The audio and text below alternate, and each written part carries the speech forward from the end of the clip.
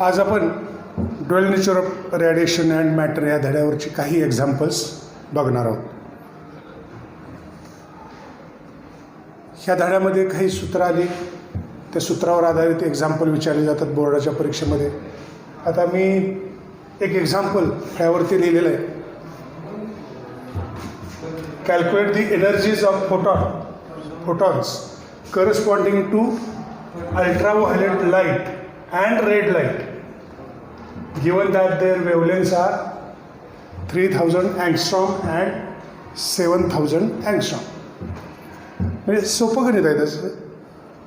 Energies, फोटॉनच्या energies विचारलेले आहेत आणि लाईटची, अल्ट्राव्हायलेट लाईटची वेवलेंथ 3000 अँगस्ट्रॉम आणि रेड लाईटची वेवलेंथ 7000 अँगस्ट्रॉम आहे असं सांगितलेलं आहे. आता एनर्जी काढण्याचं सूत्र जे आहे ते आपल्याला माहीत आहे. फोटॉनची एनर्जी काढण्याचं जे सूत्र आहे ते E is equal to H. Nu म्हणजे C upon lambda, H C upon lambda. मग आपण पहिल्यांदा लॅम्बडाची किंमत 3000 टाकू आणि नंतर 7000 टाकू आणि E1 पहिला आपण लॅम्बडा 1 पहिली वेवलेंथ जी आहे लॅम्बडा 1 E1 जे दिलेलं आहे 3000 अँगस्ट्रॉम. अँगस्ट्रॉम युनिटचं मीटरमध्ये conversion 3000 into 10⁻10 metre means 3 into 10⁻7 metre.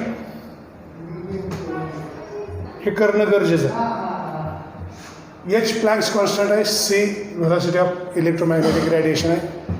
ह्या कॉन्स्टंट्स किमती तुम्हाला दिल्या जाते, पण एच त्या आपल्याला पाठ असलेलं पण चांगलं आहे. H 6.63 into 10⁻34, C velocity of radiation 3 into 10⁸ divided by 3 into 10⁻7.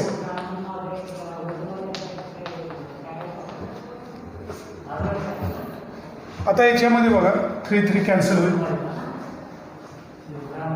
सगळ्या 10⁻⁻ एकत्र करायच्या. -7 वरती गेलं +7 होईल. +7 झाले की 8 अधिक 7 15 जाईल. 10⁻15 10⁻15 आणि 10⁻34 म्हणजे 10⁻ येतं -19. आणि इथं फक्त आता 6.63 H C divided by lambda 1. ही एनर्जी मिळाली ती जूलमध्ये मिळाली. फोटॉनची एनर्जी इलेक्ट्रॉन व्होल्टमध्ये एक्सप्रेस केलेलं चांगलं. मग काय करायचं त्याला? E1 बरोबर 6.63 इंटू 10⁻19 याला 1.6 इंटू 10⁻19 भागायचं. हे 10⁻19 10⁻19 कॅन्सल होईल आणि 6.63 डिवायडेड बाय 1.6 म्हणजे 1.0 पुढे नेलं तर 66.3 भागिले 16. हा भागाकार आपण करू शकतो तोंडी. ब्लॉक टेबलची काही गरज पडत नाही. 16×64 राहिले 2, 16×16 राहिले 7, पुन्हा 16×64 2 पर्यंत उत्तर काढलं तरी चालतं. 4.14 इलेक्ट्रॉन व्होल्ट. हे झालं पहिलं. आता दुसऱ्यामध्ये दुसऱ्या फोटॉनची एनर्जी काढायची आहे. त्याची वेवलेंथ दिलेली आहे 7000 अँगस्ट्रॉम. आता मी फक्त इथं एवढाच बदल करतो. E2 is equal to H nu 2 H C upon lambda 2. आता 7000 अँगस्ट्रॉम युनिट जे आहे त्याचं रूपांतर असं होणार 7000 अँगस्ट्रॉम गुणिले 10⁻10 मीटर म्हणजे 7 इंटू 10⁻7 मीटर. आता एच सी ह्या किमतीत जशाच्या तशा राहतील. 6.63 इंटू 10⁻34 3 इंटू 10⁸. इथं फक्त 3 गुणिले 10⁻7 होतं ते 7 गुणिले 10⁻⁷ होईल. म्हणजे -34 आणि हे मायनस पावर 10च्या पॉवर एकत्र केल्या तर 10⁻⁹ येतं. आता 6.63 आणि 7 ह्यांचा भागाकार करावा लागेल.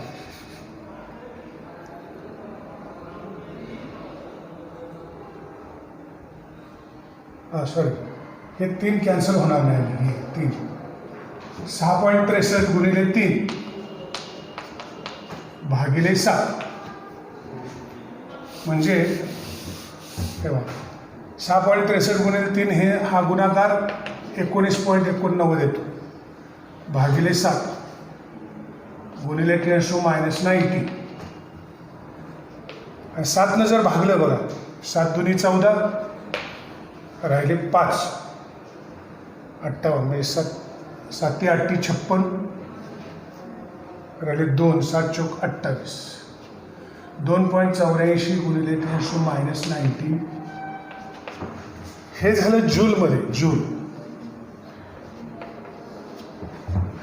2.84 गुणिले 10⁻⁹ जूल. आणि इलेक्ट्रॉन व्होल्टमध्ये 2.84 गुणिले 10⁻⁹ त्याला 1.6 गुणिले 10⁻⁹ हे भागायचं. म्हणजे -19 कॅन्सल होतं. 1.84 म्हणजे 2.84 भागिले 1.6 म्हणजे 28.4 भागिले 16. हा भागाकार सुद्धा आपण करू शकतो. 16 × 16 राहिले 12 16 × 7 = 12 राहिले 12 परत 16 × 7 = 12.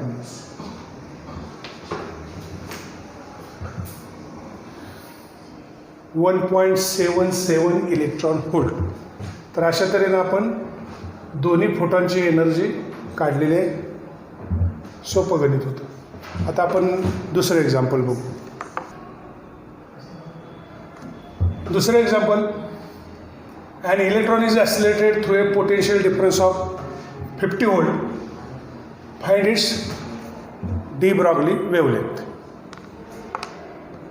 छोटंच गणित आहे.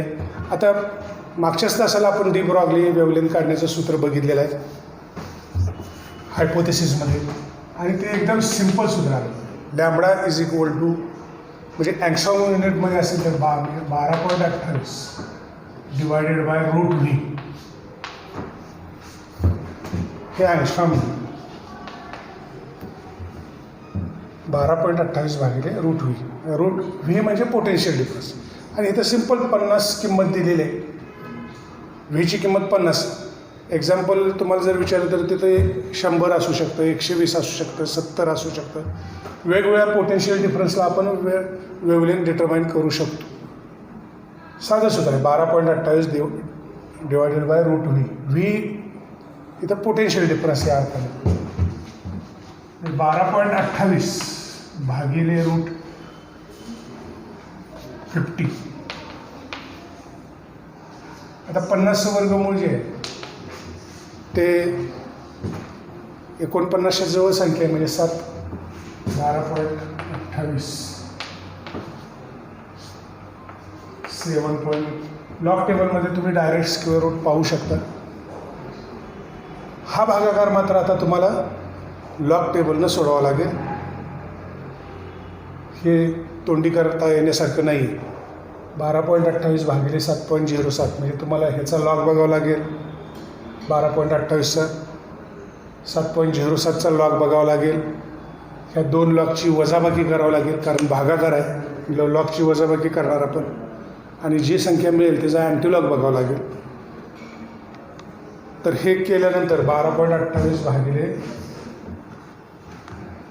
7.07 हा भागाकार सोडवल्यानंतर याचं उत्तर 1.737 अँगस्ट्रॉम, म्हणजेच 1.737 गुणिले 10⁻⁻10 मीटर.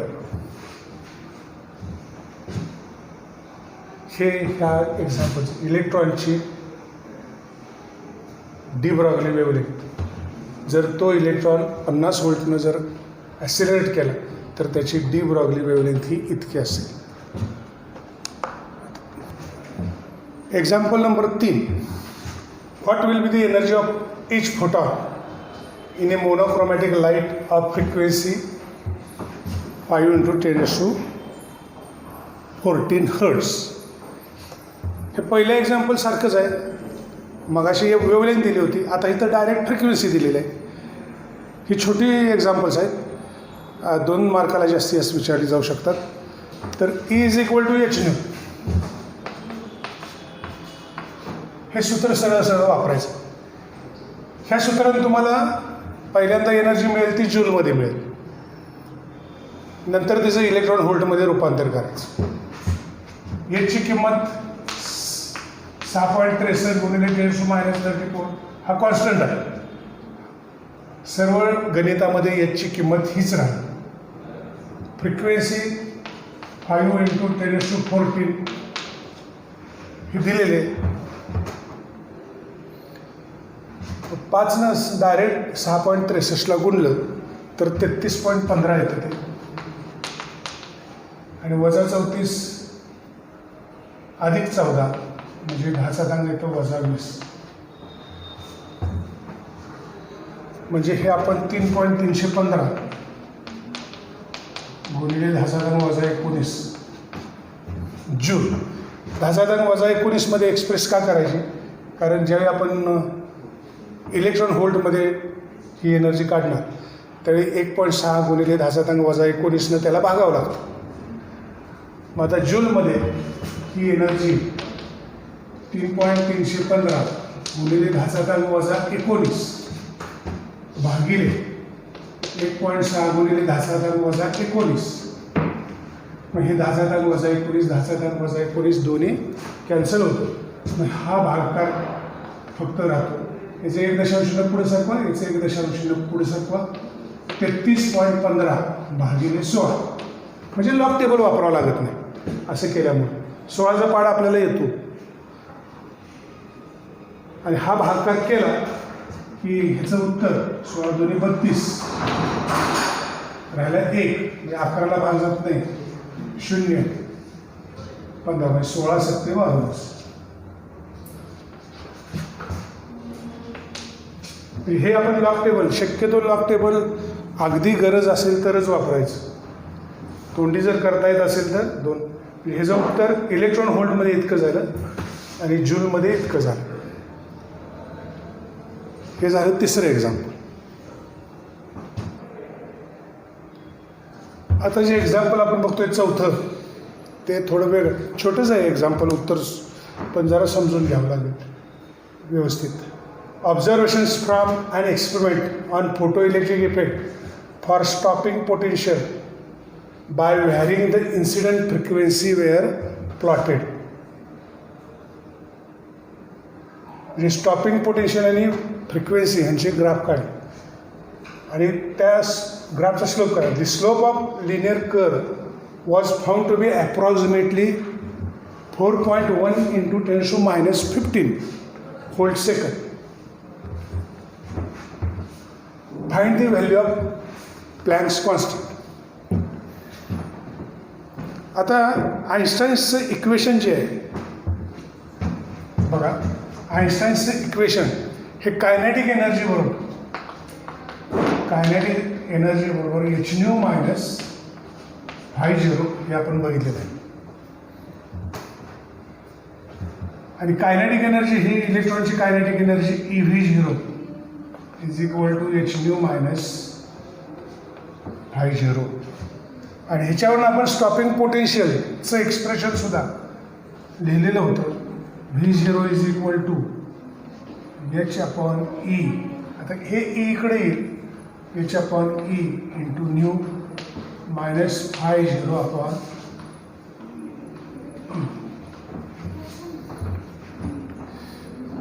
आता हे इक्वेशन तुम्हाला विचारलं प्लँक्स कॉन्स्टंट काढायला. हे इक्वेशन हे straight लाईनचं equation y = mx + c ह्या इक्वेशनची याची तुलना करायची. कारण तुम्हाला विचारले काय, the slope of linear curve. कर्वचा स्लोप काढा असं सांगितलं. आता y is equal to mx+c हे स्ट्रेट लाईनचं इक्वेशन तुम्हाला माहीत आहे, गणितामध्ये झालं आहे.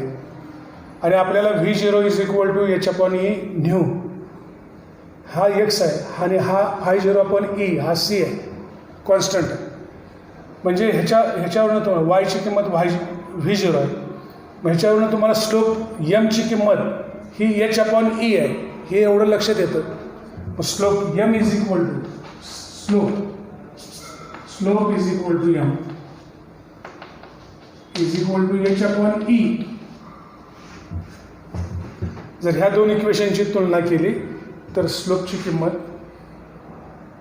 m is equal to h/e. आणि आता स्लोपची किंमत तुम्हाला दिलेली आहे, किती दिलेली आहे? 4.1 into 10 to minus 15. आणि तुम्हाला प्लॅंक्स कॉन्स्टंट काढायला सांगितलं.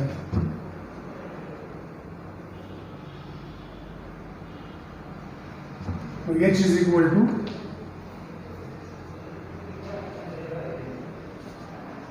4.1 into 10 to minus 15 into e.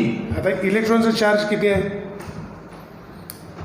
तर 1.6 into 10 to minus 19 joule coulomb.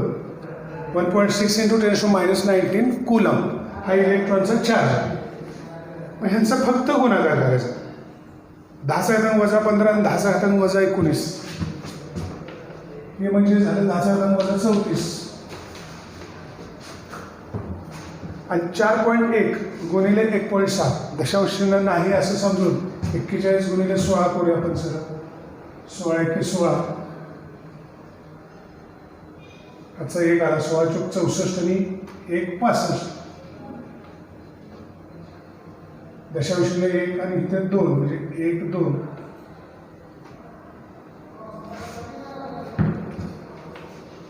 H is equal to 6.56 into 10 to minus 34 joule second. He Planck's कॉन्स्टंटची किंमत ह्या गणिताच्या सहाय्याने आपण डिटरमाइन केलेली आहे.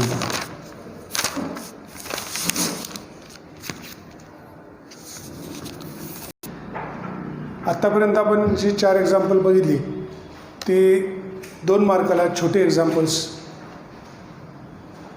होती. आत्ताचं जे एक्झाम्पल मी फळ्यावर लिहिलं आहे ते थोडं मोठं एक्झाम्पल आहे. ते 4 मार्काचं एक्झाम्पल्स बोर्डाच्या प्रश्नपत्रिकेत विचारलं जाऊ शकतं. तेव्हा ज्यावेळी मोठे एक्झाम्पल असतं ते फार अवघड असतं असं नाही, पण जरा एक एक वाक्य जर शांतपणे वाचलं, समजून घेतलं तर ते सुद्धा एक्झाम्पल तसं सोपं राहतं. The threshold wavelength of a tungsten म्हणजे काय दिलं आहे? थ्रेशोल्ड वेवलेंथ दिलेली म्हणजे λ0 2.76 into 10 to minus 5 आणि इथं थोडंसं सेंटीमीटरमध्ये दिलं आहे. 10 to minus 5 सेंटीमीटर म्हणजे 100 भागलं तर 10 to minus 7 होईल. म्हणजे मीटरमध्ये 100 का भागायचं तर आपल्याला मीटरमध्ये पाहिजे. म्हणजे 2.76 आता 100 भागलं म्हणजे 10 to minus 2 वरती येणार. -5 आणि -2 म्हणजे ते -7 metre. 2.76 into 10 to minus 7 metre. म्हणजे ह्या वेवलेंथचं रूपांतर मी सेंटीमीटरमध्ये होतं, त्याचं रूपांतर पहिल्यांदा मीटरमध्ये केलं. Explain why photo electrons are not emitted when the wavelength is more than 2.76 into 10 to minus 5 centimetre. ह्याच्यापेक्षा जास्त वेवलेंथ असेल तर इलेक्ट्रॉनचं इमिशन होणार नाही. ह्याचं एक्सप्लेनेशन द्या असं सांगितलं. आता आपल्याला माहीत आहे incident frequency must be greater than certain minimum frequency called threshold frequency.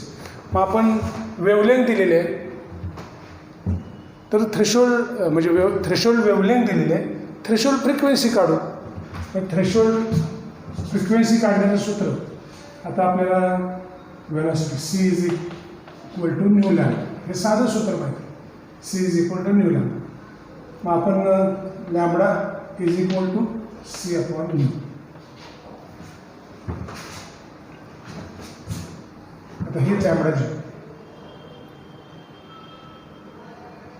He threshold frequency असेल तर न्यू झिरो,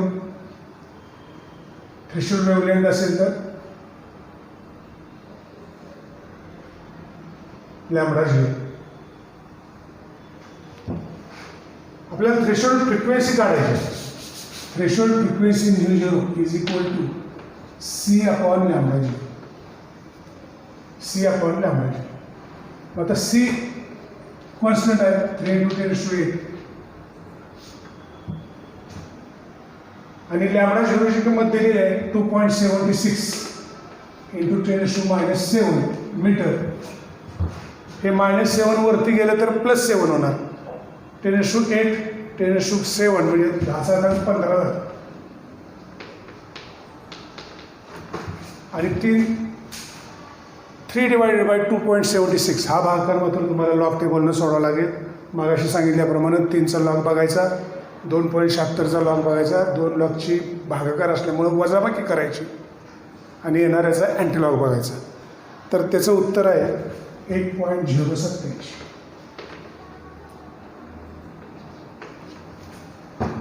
म्हणजे ही झाली थ्रेशोल्ड फ्रिक्वेन्सी. आता वेव्हलेंथ जर 2.76 गुणिले 10⁻⁷ मीटरपेक्षा जास्त असेल, म्हणजे छेद जास्त असेल, तर ही फ्रिक्वेन्सीचं उत्तर काय येत जाणार? कमी येत जाणार. छेद वाढला, डिनॉमिनेटरची किंमत जर वाढत 2.76 पेक्षा 3.76 4.76 असं 5 वाढली, 2.76 पेक्षा जर वाढली तर न्यू झिरोची किंमत ही कमी येणार, म्हणजे इन्सिडंट फ्रिक्वेन्सीची किंमत कमी येणार.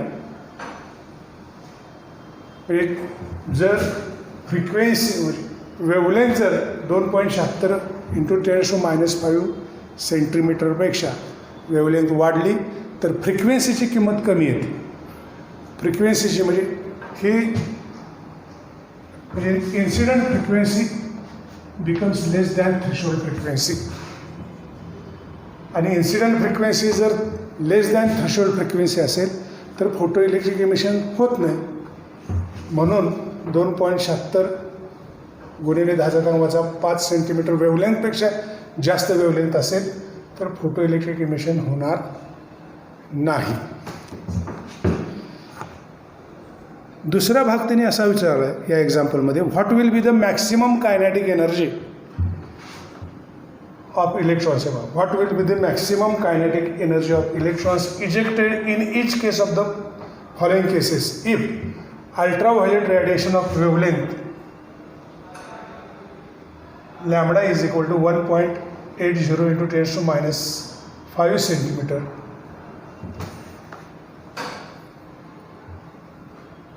ही इन्सिडंट केली. आता what will be the maximum kinetic energy हे दुसरं त्यांनी विचारलेलं आहे. दुसरा भाग, मॅक्सिमम कायनेटिक एनर्जी काढायची असेल तर आपल्याला आइन्स्टाईन्स फोटो इलेक्ट्रिक इक्वेशन चांगलं माहीत पाहिजे. Kinetic energy is equal to hν -φ0. आता ह्याचं थोडंसं मॉडिफिकेशन करावं लागेल. φ0 म्हणजे बाबा hν, φ0 म्हणजे hν0. हे h कॉमन काढलं, h ν -μ0. आता न्यू म्हणजे बघा मॉडिफिकेशन करताना किती, न्यू म्हणजे c/λ, μ0 म्हणजे c/λ0. परत ह्या दोन्हीतनं सी कॉमन घेतलं बाहेर बघा, म्हणजे काय येणार, hc 1/λ -1/λ0. आणखी आपण ह्याचं स्वरूप दिलं, लॅम्बडा आणि λ0ची म्हणजे लसावी काढायची. मग हे काय होणार, लॅम्बडा × λ0. मग इथं λ0 गुणावं लागेल, इथं लॅम्बडानं गुणावं लागेल. म्हणजे आणखी काय होणार बघा, कायनेटिक एनर्जी बरोबर hc तर राहणारच बाहेर. आणि ब्रॅकेटमध्ये बघा वरती येणार लॅम्बडा 0 मायनस लॅम्बडा आणि छेदात येणार lambda into lambda 0.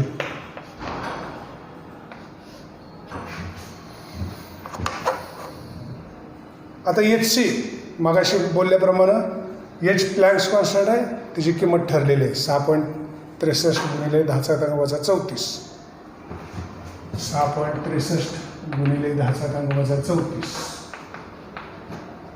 C velocity of radiation 3 गुणिले 10⁸. ह्या दोन किमती ठरलेल्या आहेत. आता lambda 0 minus lambda divided by lambda into lambda 0. आता थ्रेशोल्ड वेवलेंथ ही 2.76 ह्या एक्झाम्पलमध्ये 2.76 गुणिले 10⁻⁵ सेंटीमीटर म्हणजे 2.76 गुणिले 10⁻⁷ मीटर. हे सेंटीमीटरमध्ये ते -7 म्हणजे मीटर. लॅम्बडाची किंमत किती दिलेली आहे तिने 1.80 गुणिले 10⁻⁷ सेंटीमीटर -5 सेंटीमीटर म्हणजे हे -7 मीटरमध्ये. आणि ह्या दोन्हींचा गुणाकार 2.76 गुणिले 10⁻⁷ गुणिले 1.80 गुणिले 10⁻⁷. आता हा ब्रॅकेट तुम्हाला फार अवघड वाटेल, पण अवघड नाही आहे फार. 2.76 गुणिले 1.80 गुणिले हे तिथं बघा 10⁻⁷ ही 10⁻⁷. ह्यातलं 10⁻⁷ ह्याच्यातून कॉमन घेतलं तर ह्यातलं एक 10⁻⁷ कॅन्सल होणार आहे. फक्त इथं 2.76 आणि 1.80 ह्यांची वजाबाकी जर केली तर ते येते 0.96. आणि ह्या दोन्हींचा गुणाकार 6.63 गुणिले 3 19.89 आणि वजा 34 अधिक 8 म्हणजे वजा 26. ह्या दोन्हींची वजाबाकी केली 2.76 वजा 1.80 तर 0.96. आणि मगाशीच मी बोललो 10⁻⁷ कॉमन घेतलं तर एका 10⁻⁷ ते कॅन्सल होतं. इथं राहतं 2.76 गुणिले 1.80 गुणिले 10⁻⁷. आणि हा जर म्हणजे इथं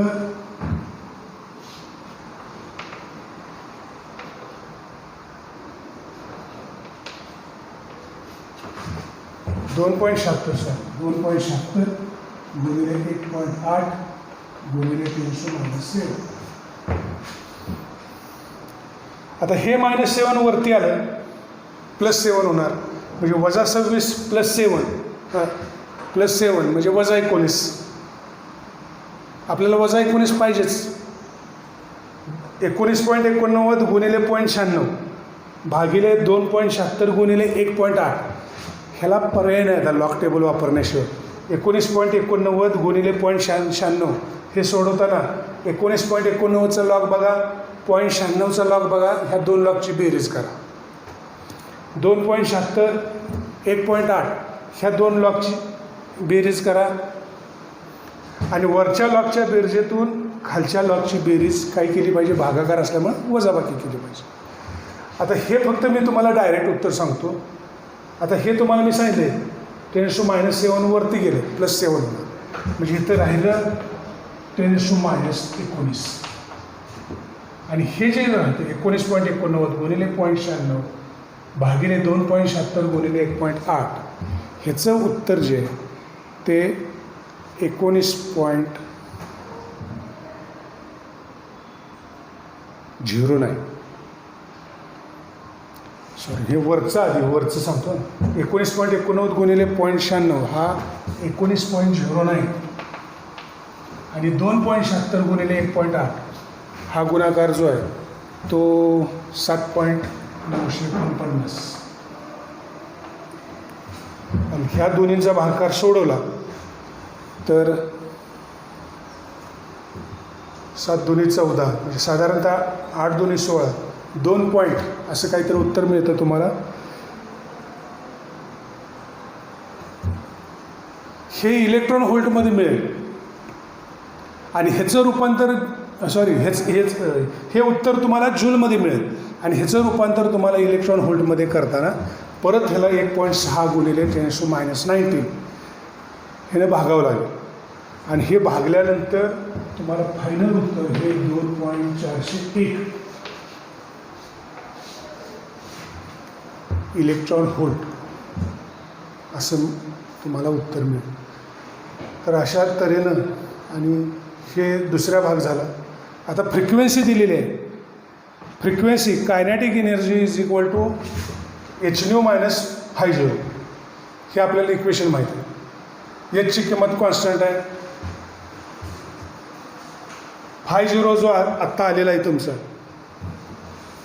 मगाशी आपण φ0ची किंमत 4.5 इलेक्ट्रॉन व्होल्ट म्हणजे ती काढलेली आहे. म्हणजे दुसरं जे म्हणजे 4 × 10⁻15 हर्ट्झ ही फ्रिक्वेन्सीची किंमत देऊन जी कायनॅटिक एनर्जी काढायला सांगितलेली आहे ते होमवर्क म्हणून तुम्ही सोडवा.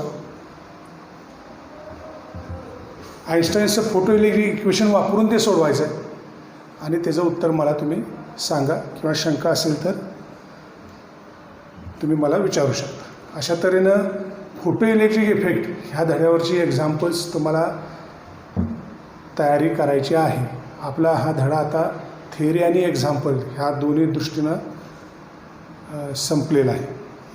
थांबूया.